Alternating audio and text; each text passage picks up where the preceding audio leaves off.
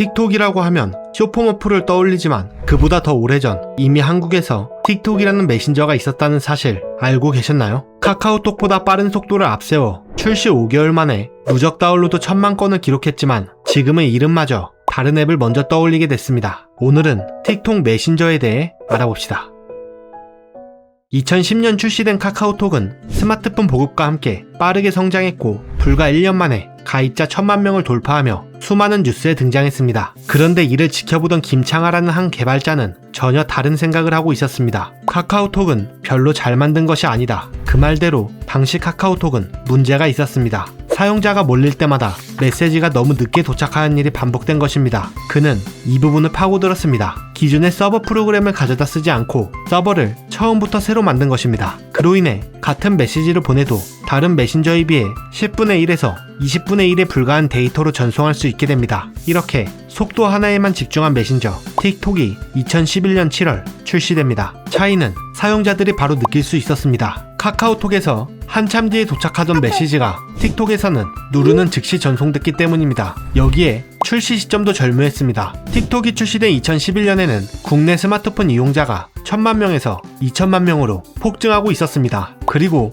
카카오톡 덕분에 모바일 메신저도 이미 익숙해진 상태였기에 틱톡은 새로운 서비스를 설명할 필요도 없었습니다. 카카오톡보다 빠르다는 입소문만으로 이용자가 몰려들었고 출시 5개월 만에 누적 다운로드 1000만 건을 기록합니다. 하지만 다운로드만 많았지 실사용은 오래가지 않았습니다. 틱톡이 출시된 지 약 3개월 뒤 카카오톡은 이른바 겁나 빠른 황소 프로젝트를 적용합니다. 제가 지금 지은 이름이 아니라 실제로 이름이 겁나 빠른 황소 프로젝트였습니다. 아마 기억하시는 분들도 있을 것입니다. 겁나 빠른 황소 프로젝트는 이름 그대로 카톡이 빨라진다는 것으로 전송 속도가 최대 20배 빨라지는 업데이트였습니다. 카톡이 빨라지면서 틱톡의 속도 차별화는 약해졌습니다. 같은 시기 틱톡은 메신저 밖으로 서비스 영역을 넓힙니다. 2011년 12월 어플 안에 구름이라는 기능을 새롭게 추가합니다. 구름은 자신만의 공간을 만들고 관심사가 비슷한 사람들과 글과 사진을 공유하는 서비스였습니다. 전화번호에 저장된 친구들뿐만 아니라 검색을 통해 모르는 사람과도 연결될 수 있다는 것이 특징이었습니다. 출시 2달 만에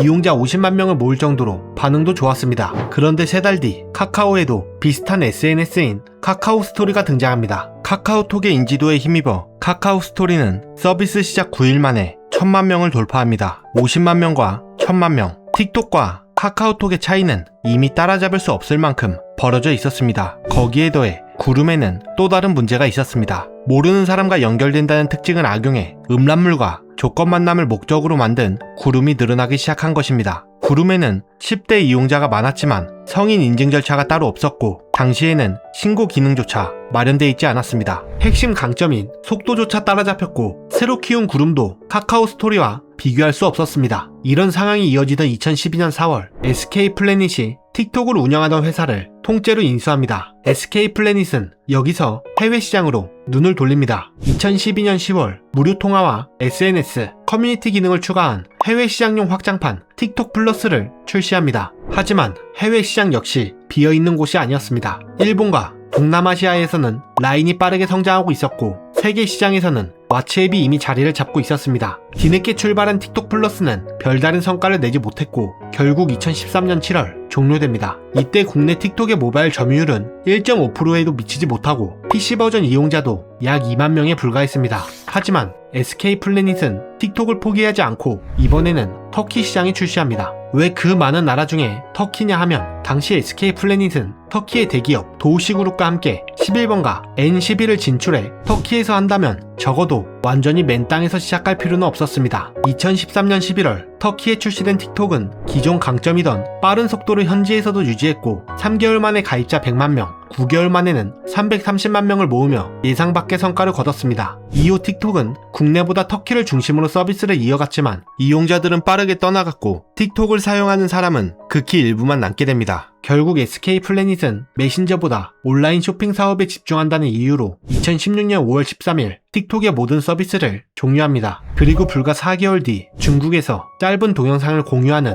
전혀 다른 앱이 등장합니다. 훗날 전 세계에서 틱톡이란 이름으로 알려지게 될 앱이었습니다. 한때 카카오톡보다 빠르다는 입소문을 타고 5개월 만에 1000만 명을 모았던 틱톡. 이제는 자신보다 늦게 등장한 앱의 이름마저 완전히 가려지게 됐습니다. 여러분은 이 틱톡을 기억하시나요?